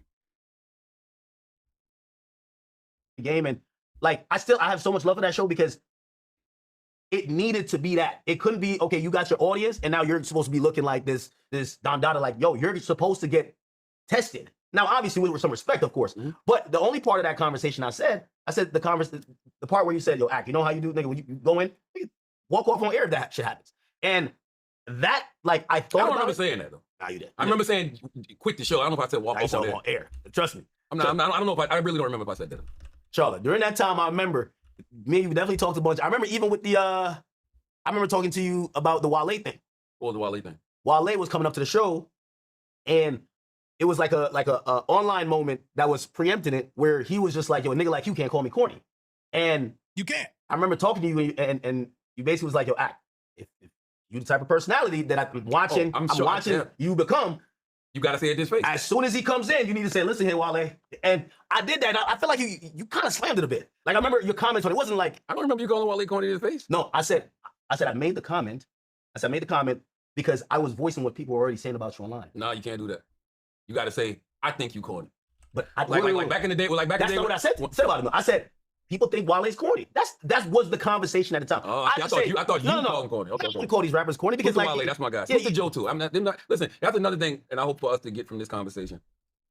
That's a good point that Charlamagne made though, because a lot of dudes, and this ain't really specific to the DJ that don't spin, but just like this online atmosphere that we have, people make inflammatory comments, and then when they get called out about it, they find a way to dress it up. You know what I mean? So he said, hey, if you called him corny, you got to call him corny to his face. Mm-hmm. He says, well, I was going to say, sure, people online say you're corny, right? Now, again, I'm not completely attaching this to Mr. No Spin, but at the same time, those are two different statements. And if you say one, don't come back and say the other. You got to say exactly what you said, how you said it the first time. Now, not to say you got to have energy and extra sauce and pizzazz on it to try to get one off on a nigga, but just got to, if you say it, you got to be able to stand on it. Or when you back down from it, you got to be willing to say, you know, my mistake. And I think a lot of that nuance and accountability a lot of times gets overlooked. And then we get these people that come out kicking and screaming, acting like big tough guys, and then on the back end turn into victims. I don't like that part of it. You know what I'm saying? Then you got people that will come out and completely reveal a whole host of crazy shit about a nigga, right? And then they decide, oh, I don't want to do this no more. I want to be on the side of the person that I outed. And then they want to come back and try to condemn other people for not being on their side. What the fuck is that? Dirty boy. That's true. You know what I'm saying? That's true. So I just think I've been saying it increasingly lately. We got to be more responsible stewards of what it is that we say on these microphones. We can't prioritize entertainment to the point of sacrificing integrity. We just can't do it. And at the end of the day, if everything ends up being just for the internet entertainment or whatever, at some point when the people realize that you're not being your real self or being authentic, they're going to stop tuning into you anyway. Once they figure out your code, they crack the code on your fuck on somebody who they feel is more authentic. You're going to lose. You might as well that part out. Being legit. You have our conversation. I'm just gonna make the rounds. Not the rounds. You should. But like joke, just really joke. Like, cause we don't. This shit is stupid. To me, when I sit back and I look at all of this shit that's been going on, I'm going to George. Am I going to George? I don't give a fuck about George. That's your man. I don't have to deal with George. That's your guy. I don't give a fuck about that Vietnamese kid from Australia. That's why I think things went. George would never hear me mention his name if he hadn't started shooting at me. Okay, privately. So then I get it publicly, which I think that's your fault though. You did that. I wanted y'all to. But I called you privately. But I'm not gonna hold you. You didn't have to make any of this public. None. Let me ask you a question. If I call you and I tell you,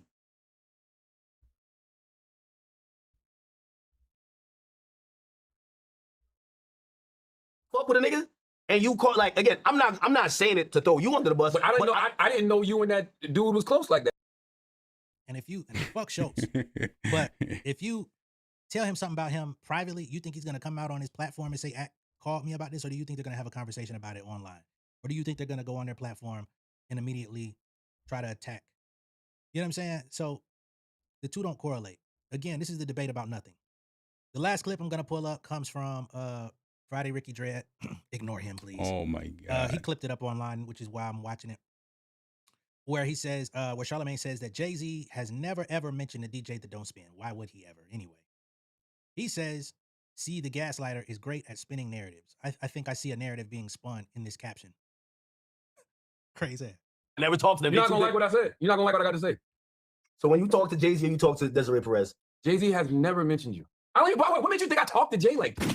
I don't. That's the craziest thing about why this nigga he really thinks Jay-Z gives a fuck about him is hilarious. all of this. you know, you literally said, I'm gonna call all the way to the very top. Who's at the very top? That could have been Dez. That's who. Okay, like that's when you who I'm talk to Dez, representing. and when you talk like Dez is busy. Dez ain't thinking. When I tell you she's not thinking about Charlie, this you type of serious? shit, I'm just telling you, bro. in a deposition, 5 hours in, they said That was 3 years ago when her artist was in duress. She just sued. Well, no, she just actually asked for Twitter accounts that's talking about her and her daughter case to be investigating the post. Yes. You're not making no sense right now. No. You're talking about a personal issue between her and her daughter. Wait. You said this person, we're talking about Desiree Perez, the CEO of Roc Nation. You said she's so busy, she wouldn't care to have these conversations or to even be thinking about whatever. I'm telling you. You just said, and by the way, I don't know anything about this. You just said her and her. I got you, Charles. You said her. You got to pull her receipts on Charles. You said her and her daughter. Well, that's different than her and DJ Akademiks act. Hey, did y'all just see the way that nigga looked down? This is why I said this shit remind me of an adult speaking to a child. Did you see the way that nigga looked down just a second ago?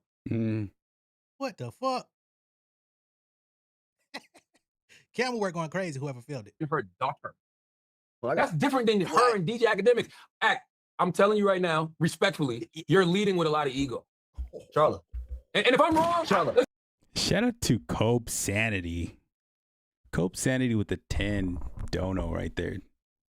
Thank you for the super chat. And shout out to you, Cope Sanity's another one of our community members who just is always supporting and showing love. But as we can see in this conversation, Akademiks is doing a lot of he's not going to stop. You know, just when we think Charlamagne is maybe getting through him and making him see what how one-sided he is. And then you got Ricky Dredd here, who has spoke highly of Akademiks and Drake at times, but let's keep watching him. If I'm wrong, I'll be wrong in the future. Right now, it feels like you're leading with a lot of ego. I'm not playing no defense. You're playing defense for these people because you're acting like they're above the fray. They're not. They're wilding in the mud. They just play a different game where they're an invisible game. You're saying I'm playing defense. This is the guy. I called you privately to tell you something about you. Then the very next. You're playing defense, and I'm telling you who's coming from. No. You're saying no. You gotta stop saying that. And this is the part I want people to actually see. I called you to give you a heads up on something. You respond by having your guy start attacking me. So I start attacking your guy. I didn't tell you. That ain't got nothing to do with no Roc Nation. That's I me. told you on the phone. This, I believe, is coming from Roc Nation. You said what is coming from Roc Nation? Everything. What is everything? I didn't know nothing about none of this shit. I told you like 5 different things. I said, no. Hey, they tried to bring me to deposition. Hey, you told me that. You did tell me deposition shit. I said they tried to like in a roundabout way. You didn't know George when I first bought George.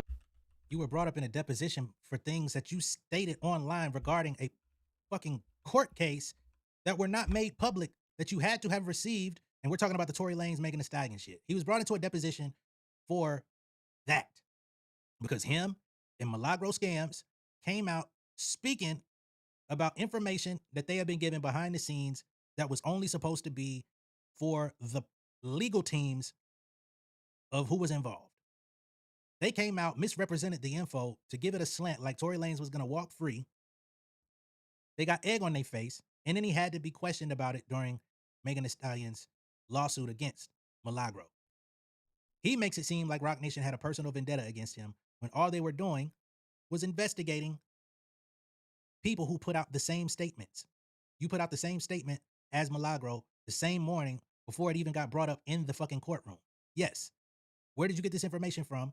Because we're trying to prove here that you, alongside this woman, have also been being fed info, which is what part of that whole lawsuit was about Tory Lanez feeding people info, paying influencers or different people in the media to be a part of a hate campaign against her, to say what Tory Lanez wanted to say against her, because he himself could not come out and do it because he was placed on a gag order to not talk about Megan or the case. But you pervert the information just like you did with the information that was given to you by Tory Lanez and his father to grandstand on public platforms. George, up to you. When I sent you the pictures that I sent you, that's Grand Wizard. No, his name is George Wynn. All right, well, when I sent you those pictures of George, you said, "Who is this?" Yeah, and I said, "They said this is Grand Wizard Chat nigga. This is George Wynn who runs Akademiks TV." Yeah. You was like, "Damn, I thought he was skinny." It's not like we done hung out on vacation. Now you're no, that's my now you're lying. No, that's my man. You didn't act like that was your man when I first bought him. No, I said you showed me a picture. I said lying. I didn't know that's how he looks at this moment. No, I got the text. You said, "Who is this?" No, read it. You said, "Who is this?" And then you said, "That's Grand Wizard." I said, "He's fat." That's all I said. Hold on. So you going up to bat? You going up to bat again for a motherfucker who you claim is your dog, your homie? You gonna ride it out to the end? Dog. And you don't even know what this motherfucker look like. This is why I personally don't respect a lot of the internet games and antics. I am not going up for a motherfucker that I can't even pull out of an ID lineup. Excuse me. He's like, "That's my dog." Wait, he's fat?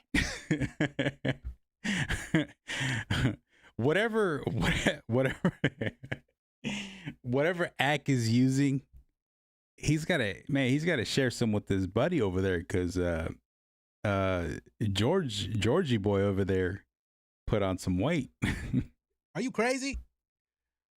Shut up, I ain't gonna lie. What I realize is that Roc Nation got to get a little bit better with the narratives, because I don't know even the divide and conquer shit. I don't know, but that's my point. There is none. I don't feel like looking for them texts. That shit is really pointless.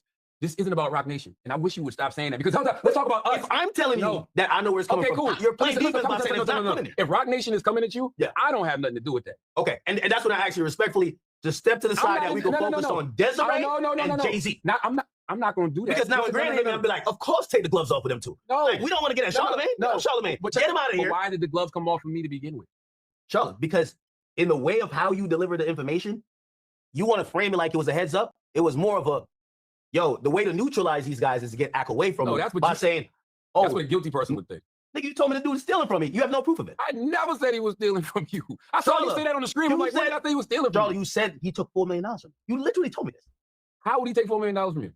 That's what I was saying, but that's when he was bullshit. I never said he took. He's driving at crazy. You said he got pressed. Oh, and you said, and he told investigators that he gets money on his and you said, yeah, I seen the finances. Yo, he's getting paid a lot more than you. Yo, I think he's. By the way, I was wrong about that. Remember the shit I showed you earlier? Watch this guy. The shit I showed you, that with all the shit that you get paid to do? Yeah. Yes, you make more than him. It's music promotion. Yeah. But we got to be clear because like when we allude to it, so what you showed me, and you can put it on camera.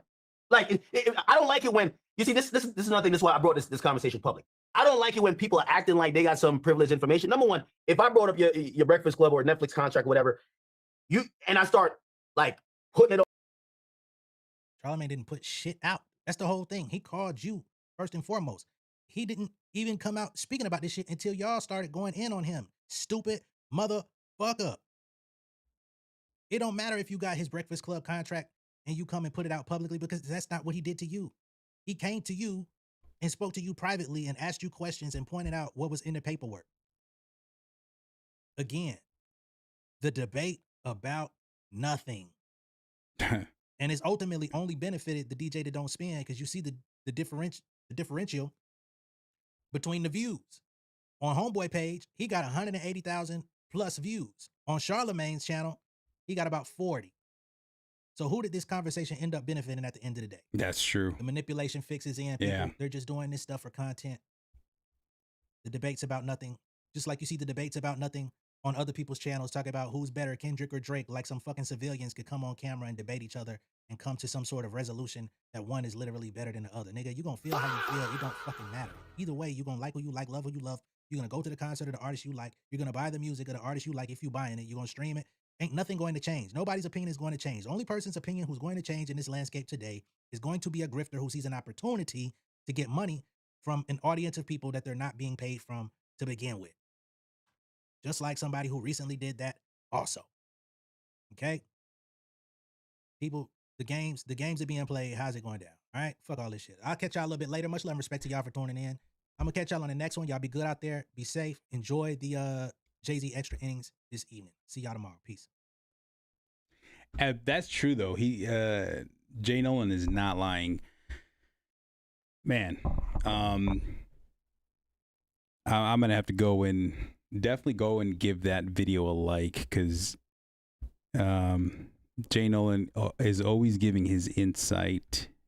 And again, he doesn't pull any punches. He's not over there pandering to anybody. There's a lot of opinions that he has that people don't necessarily like, but again, you're gonna get his opinion.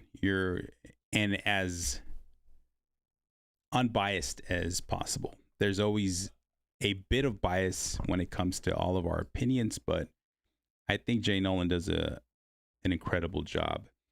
So yeah, that was the Cliff Notes version of Ack versus Charlamagne discussion.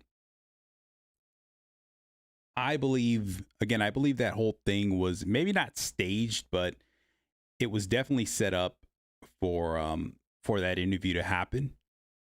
And just like he said, they're both profiting from it.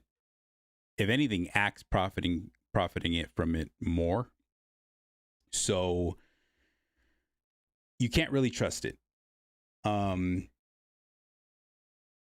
They're just going around in circles, having a discussion about nothing.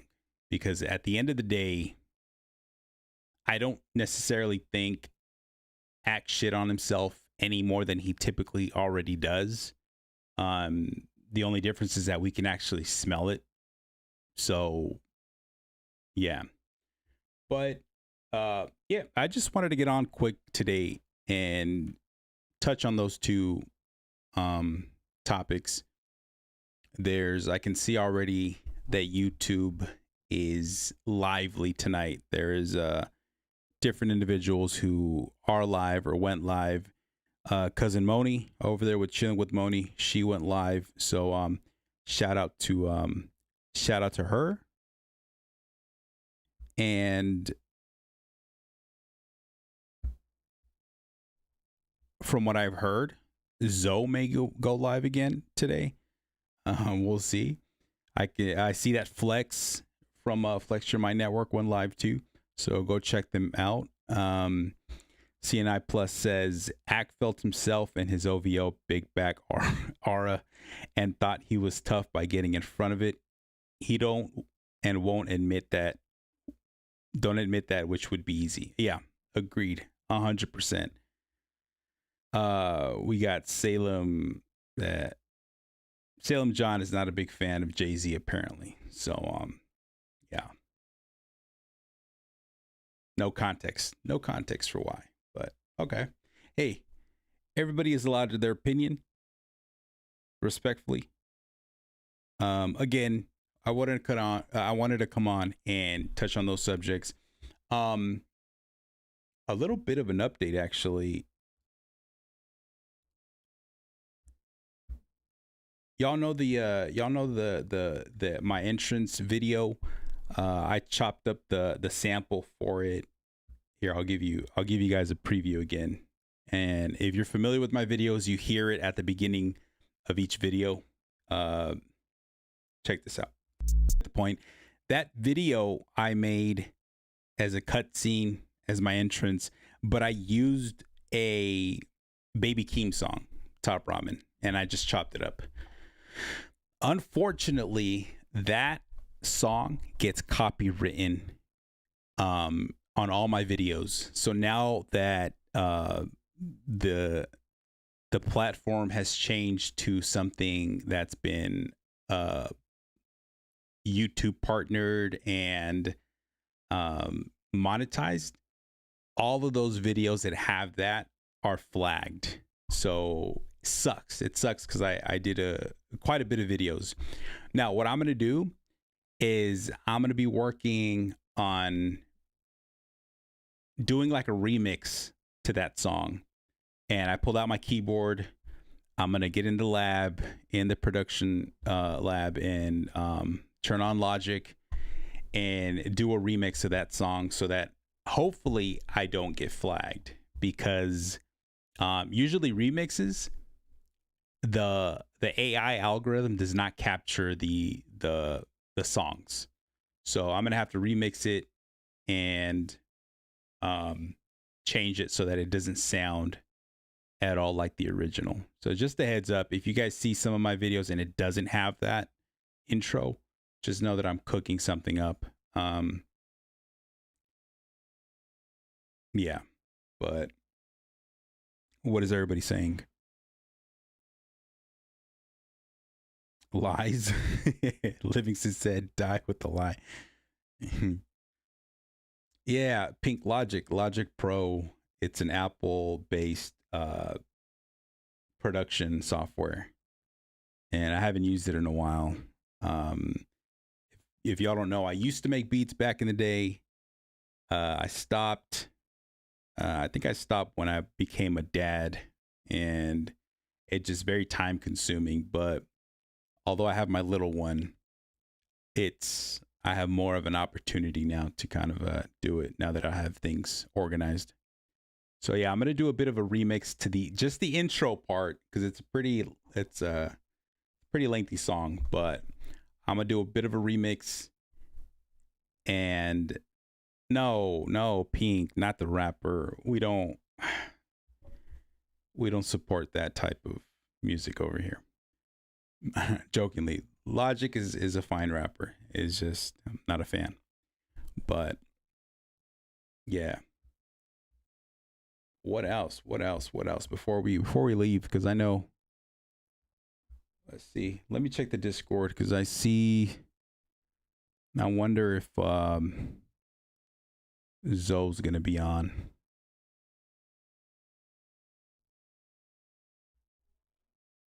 Yeah, we haven't gotten the no, I'm not coming back. So thank you everybody for joining us today. I appreciate all the mods, CNI, Pink Starburst, King Black Power, Furry B, Deluxe the Champ. Who else? Let's go. Appreciate all the mods. Yeah, I cannot do a live stream like this without you guys. Appreciate you guys.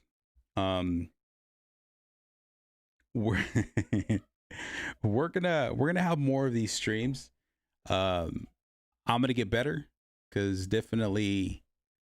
it's definitely not an easy thing to do to come on these streams and talk. So how Big Zo does it, he makes it look easy. Curtis King makes it look easy too. Koala makes it look like a cakewalk. But shout out to all of them. Shout out to you again. And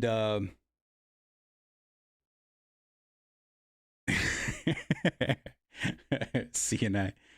I'm not gonna mention that name on stream. But yeah. I had fun. Really do appreciate everybody. And until next time, everybody, peace and love.